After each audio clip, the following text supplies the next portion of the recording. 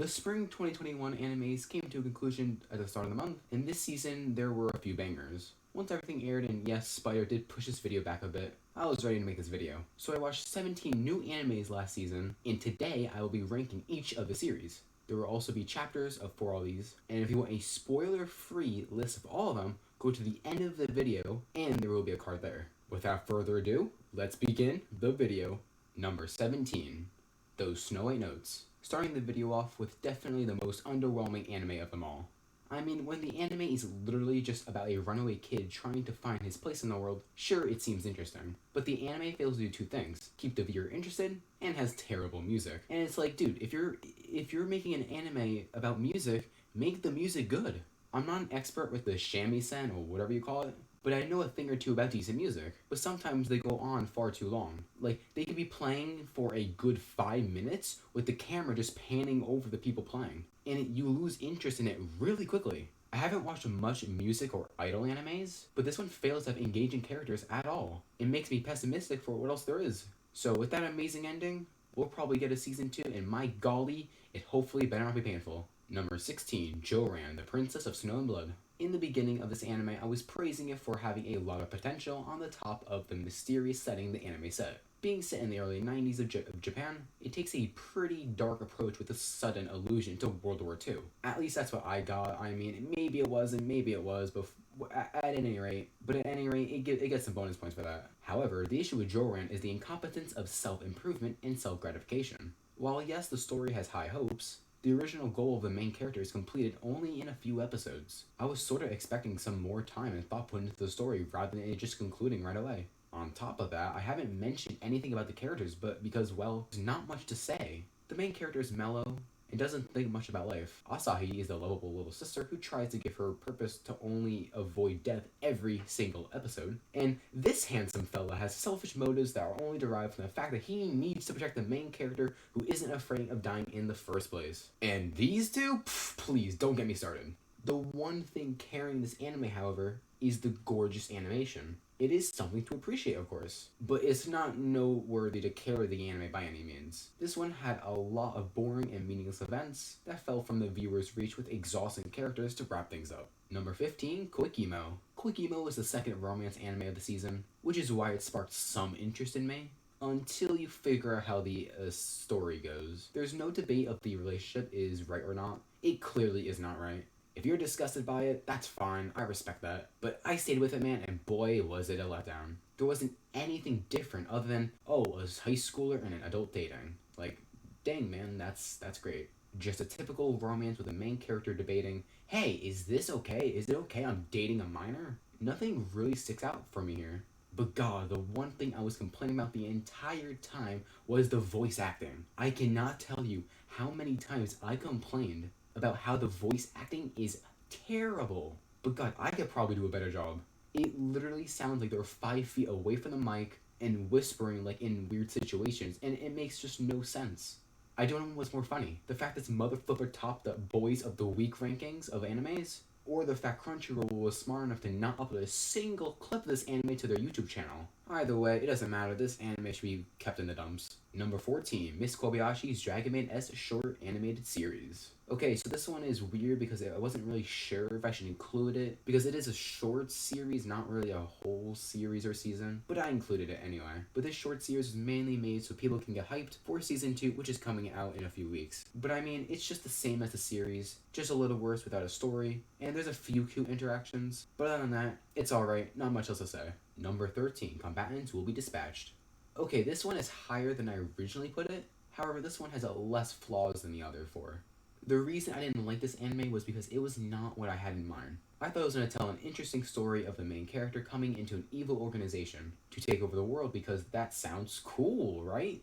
To only find out the whole story is put to the side the whole time to satisfy the viewer. What do I mean? Yeah, whether it was forced fan service or the bad jokes, it ruined the pacing of the show by a lot for me. And it really made me want to drop it right away. And you might be like, Adrian, what if it's just the studio? I know it's not the studio's fault because it's the same studio that made Railgun, which I still have to watch, Golden Time, which I also still have to watch, and even some of the new animes coming out in the new season. But the one thing that made me drop the ball in this anime was the main character. I hated him. His personality, relationships, and growth were all terrible. I did not see one nice gesture from this guy without the excuse, oh, I only did it because I'm evil. And he doesn't even try enough to interact with any of the other girls in the show. Oh, that's right. That's because your number one cheerleader is sitting back at her chair crying for your return. But hey, it's alright, man. You have your totally not predatorial, and yes, I do mean that in the human sense, tiger buddy to keep you company, right? I mean, come on, he's a tiger. How bad can he be?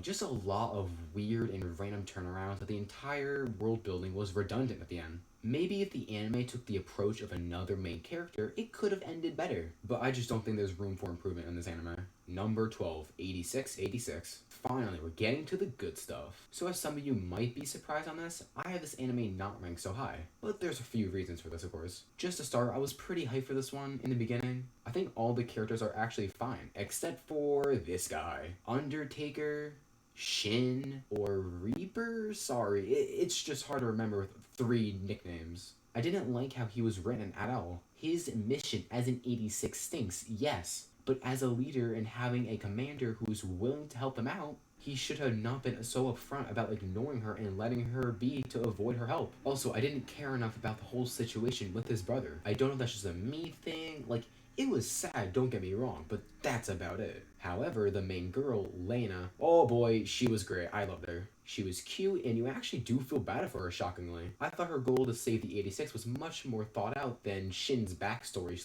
/ goal. And her relationship with her one friend really pushed her to her limits. Finally, every fight scene was boring. Nothing new at all. I actually think Season 2, which is being released in October, is actually going to be really good, and I'm actually really hyped for this one. But otherwise, this season was pretty lackluster. Number 11. Don't Toy With Me, Miss Nagatoro. I know this anime's popularity is fueled from the already existing fanbase, but I came into this watching it new, just knowing, yeah, Nagatoro was this annoying, teasing character. Most of the episodes had the same plot. The times where the friends interrupted the two were probably some of the best episodes or scenes, if I'm being honest. The only other thing to mention is that the president of the art club I just didn't like her. She was just annoying and just too obsessive. But yeah, there were a few cute moments, but honestly, this was just way too weird for me. But otherwise, this anime was just fine, but nothing spectacular again. Number 10, Zombieland Saga Revenge, Season 2. I only have this here because one of my friends would have been sad if Zombieland was not top 10, but sorry, it was pretty bad. I'm just kidding, but starting the top 10, we have Zombieland. Another anime where I started the season 1 right before watching the second one. I was hesitant on starting this anime, if I'm gonna be honest. I just thought it was gonna be focused on idols, and the fact that they are zombies will ruin the story and become annoying after a while. But luckily, that didn't happen. I was pretty impressed in how they incorporated the zombie part with their past lives. Seeing the group's changes from their different times in Saga kept up with the simple concepts. On top of that, the music was alright, great animation done by Mappa of course, and the ending pumping up fans for the movie. This anime is far from perfect, however. My main issue with this season is the fact that there were so much wasted episodes than season 1. I'm ranking the season, guys, not the entire show. I think season 1 was much better than this season. Sure, more happened, but I didn't enjoy the experience as much as the other did. I'm okay with Tai, this one,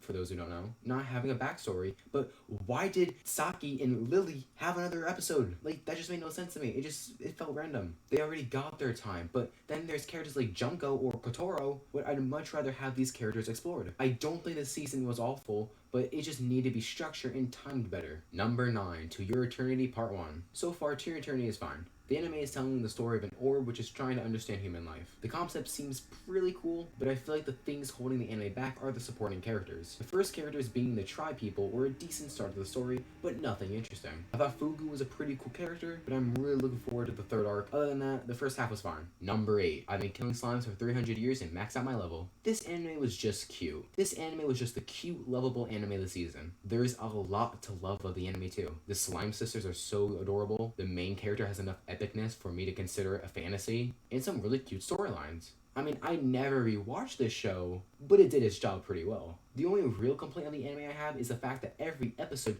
a new character is introduced. Not a lot of development or even time spent on the other characters. For instance, after Halkara was introduced, she didn't really appear afterwards other than the whole family was involved. Towards the end, more or less, it started feeling repetitive. So my only critique is that they should stick to the main girls instead of adding more random characters. Otherwise, it was a really good series. Number 7. Vivy Flora Ice Song. Another anime where people might disagree on my placing. I thought Vivy was pretty good. Coming from the creator of ReZero, it should be no surprise it was going to be at least half decent. Sure, this time it's a different studio, but holy, the animation was beautiful. All close-ups on the android's eyes were always perfectly detailed, and some of the shots in this anime were marvelous. I also think the story sounds good on paper, and it wasn't handled terribly. As I've stated before, I love the idea of time travel, and we have a gorgeous android on screen going through time to stop the collapse of the human society. The steps taken to not see the extinction of humans felt like it was written out well. Giving the androids human rights/conditions would make it complicated because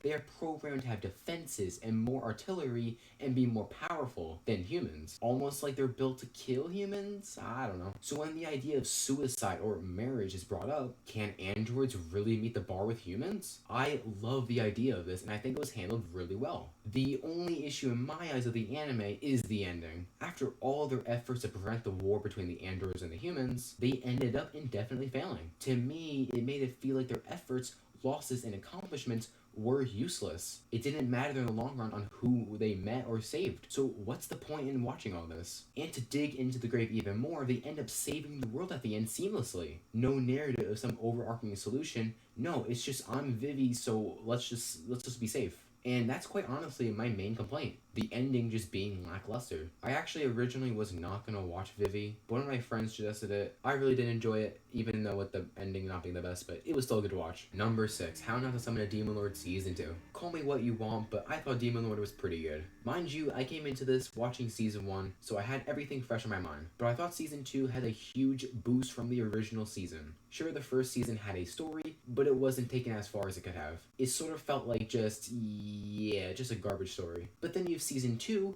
where you had new characters, a much better story, better fight scenes, and for those who want it, yeah, fan service. I thought the new setting was a must for the story to escalate. Finding these new beings that almost meet the level of Diablo was great. For instance, a fight with that one bearded guy in the cave system was such a good fight for the series. Sure, not amazing animation by any means, but good enough fighting from both the sides. This season was a huge improvement, and adding Lumikina was the icing on the cake. Hopefully, if there is a season 3, they continue with a good story with good fights, and tone down the weirdness just a bit. Just a bit. Alright guys, top 5. We have number 5. So I'm a Spider, So What? Season 1, Part 2. Hear me out here, guys. I have high hopes for this show. Yes, we got this 3D animation that looks like someone on a YouTube Kids animation made it, but it was only during the human side fights. And me and the boys all hate the human sides, am I right, guys? All jokes aside, I personally just ignore the bad story with the humans. Toning it down would be nice, but I love the spider, aka Komoko. I think she's a funny character, and as I've said in other videos, I don't mind her being overpowered at all. Something I think the viewers miss for this is that the season is a build-up. The time skip of 15 years on top of the human side story is built up for a hopeful epic plot. Final episode, which got delayed, yeah, that one,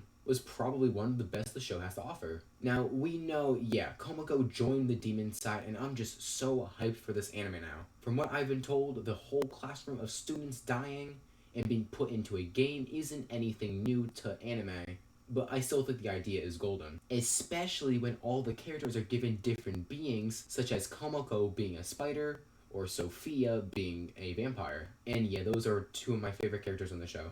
But anyways, I think the series has a lot of potential. The second half of the season is far more impressive than the first. Give the series time, and hopefully a better 3D editing software, and you'll enjoy it. Promise. Number 4, Odd Taxi. This one was weird. I originally started it thinking this was going to be a cute anime, I don't know. But then it turned into an incredible, elaborate mystery anime.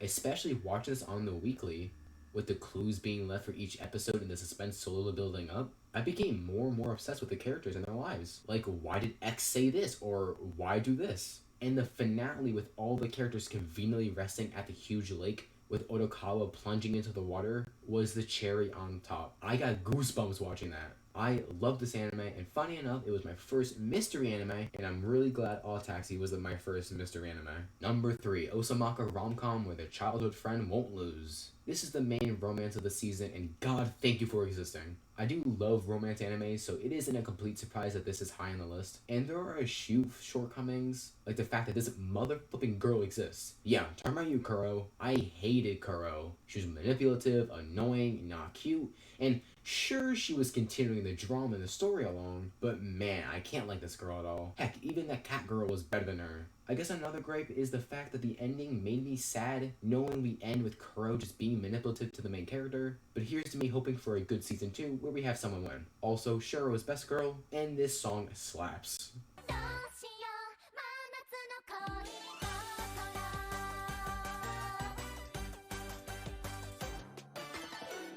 Number 2, Hajihiro. After being rejected, I shaved and took in a high school runaway. Alright, we're on the second to last anime. So, Hajihiro, I think this one deserves second for the roller coaster of a trip. The story following Sayu going through parent trouble is quite real and can be scary for some. The themes talked about in this show isn't something to needlessly joke about. I found them heartbreaking, and sure, most people are made out to be scums, but there are a few people like Yoshida that do exist and genuinely want to help even just a single person become a better person. I also think Asami is a perfect example of a good friend. Might just stumble across someone who's perfect and gets to you. So it's a different situation than her friend that passed away. She never really knew someone who was like her, so it was different. So she was much more impactful as a friend. The emotional trauma from something like that and your parents is incredibly overwhelming. And you do start to feel bad for this girl. The one thing that stings me every time I think of this anime is the fact that Sayu did fall in love with Yoshida. Sure, he has no interest in her, but there's that line where, oh god, please don't cross. From the beginning, it wasn't clear if they would end up together, but later it became pretty obvious they weren't going to. Other than that, another small gripe I have is that they introduce and seem to praise just a bit Yoshida's relationship with his two co-workers, but nothing was confirmed or settled between them. It kind of just felt open and untouched. I know there's a timeline where there's a time skip and the two do meet in the future, based off the light novels or manga or whatever. So my hope is that we get a 24-minute over episode with the two meeting each other, say 5 years later. But otherwise, it was a great watch. Alright, for number 1, we got Tokyo Revengers Part 1. Just so we're all on the same page, this one is miles better than Hachihiro. Sorry. And I say this a lot that this anime is truly something different. But the first half of the season blew it sky high. Currently, the second half of the season is releasing weekly, and I'm just here waiting for more to come. The characters are written so well with almost no flaws. Story is gruesome and super suspenseful. As I said before, I love time travel, and the fact that Takemichi gets one more chance to save his loved ones and friends is so important to remember. Then there's the amazing music, which is fire. Like, there's nothing but praise to give to this anime. With the second half of the season airing now, I am genuinely believing this could become close to the awesomeness of Jujutsu Kaisen. It is almost there, man. Seriously, do not sleep on this anime. It is fantastic. I wish I could say more, but we'll have to wait and see on that one. And with that, guys, that will do it for my rankings of the spring 2021 animes. On screen is a tier list ordered of all the series if placed onto tiers. Thank you all so much for watching the video. If you guys think I missed any animes this season, let me know down below in the comments. Last weekend, I streamed myself talking about all of the summer 2021 animes. If you want to see my thoughts on all of them, go watch the last episode of my podcast. But that'll do it for the video. Have a great rest of your day, and goodbye.